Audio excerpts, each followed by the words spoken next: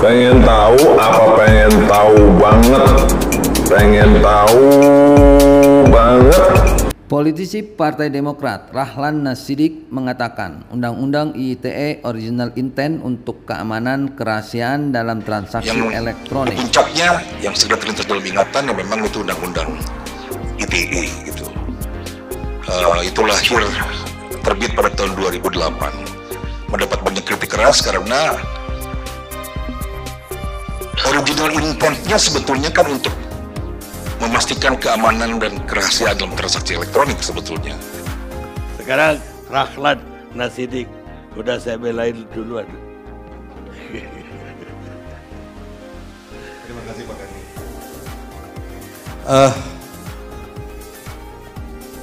Saya kira saya ingin memulai dengan mengingatkan bahwa yang namanya kebebasan berpendapat itu sebagai bagian dari gerakan hak asasi manusia itu sebetulnya telah mencapai satu titik keberhasilan gerakan hak asasi manusia untuk mendorong perlindungan terhadap kebebasan berpendapat ini, yaitu ketika pasal mengenai penghinaan presiden itu dicabut oleh MK gitu.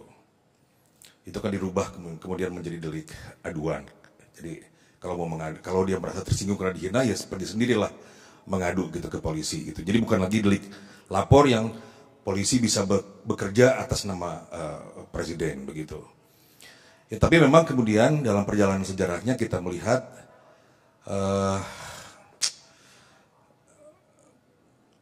insting berkuasa itu memang selalu membutuhkan alat begitu ya untuk mengamankan kekuasaan, sehingga memang kemudian kritik itu terasa sebagai sesuatu gangguan, dan itu kemudian dilakukan dengan cara yang berbeda-beda. Kalau kita perhatikan memang ada 3 sepanjang catatan saya hal-hal fundamental atau krusial yang menghalangi kebebasan berpendapat Indonesia setelah pasal penghinaan presiden itu dicabut gitu. Yang di puncaknya yang segera terlintas dalam ingatan yang memang itu Undang-Undang ITE gitu.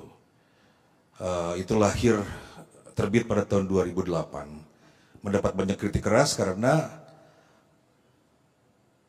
original intentnya sebetulnya kan untuk memastikan keamanan dan kerahasiaan dalam transaksi elektronik sebetulnya. Namun proses legislasi kemudian mengubahnya sehingga dia memiliki satu fungsi untuk merepresi kebebasan berpendapat begitu. Itu yang kritik keras terhadap Undang-Undang ITE. Nah, tetapi mesti diingat juga bahwa pada 2016 Rahman tadi sudah mengingatkan Undang-Undang ini mengalami perubahan. Sayangnya perubahan itu tidak ditujukan untuk mengembalikan Undang-Undang ITE itu kepada original intentnya gitu. Yang dilakukan oleh perubahan Undang-Undang ITE itu bukanlah memberikan jaminan perlindungan lebih besar kepada warga negara, tetapi justru memberikan penambahan ekstensifikasi, penebalan, penajaman dari kewenangan negara di dalam mengenforce undang-undang itu, padahal diketahui bahwa undang-undang itu punya problem, yaitu digunakan untuk merepresi kebebasan berpendapat begitu.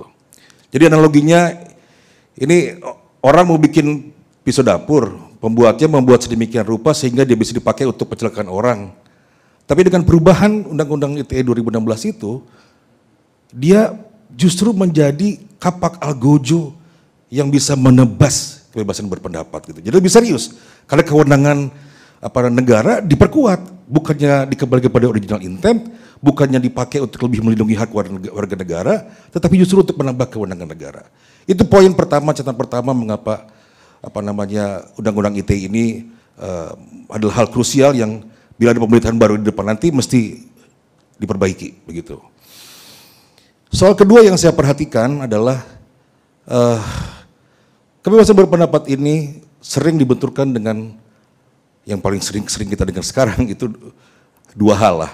Yang kedua itu salah satunya adalah hoax gitu. Hoax ini kan information disorder sebetulnya. Nah, ada satu kajian akademis yang mencoba menjelaskan bahwa yang namanya hoax itu tidak selamanya berarti kejahatan. Kalau sekedar misinformasi gitu, mendapatkan informasi keliru, menyampaikan kepada publik dengan maksud untuk melakukan klarifikasi, seperti yang dilakukan oleh Syahganda misalnya, itu sama sekali bukanlah kesalahan yang bisa dipidana sebetulnya. Itu satu honest mistake gitu, mempertanyakan informasi di publik dan kemudian itu dihukum. Harusnya gak begitu. Misinformasi itu bukanlah kejahatan gitu. Nah, yang kedua, information disorder itu juga bisa berbentuk malinformasi. Apa bentuknya? Yaitu ketika informasi yang bersifat privat ya, itu dibuka di ruang publik dengan maksud untuk mencelakakan atau merusak integritas orang gitu.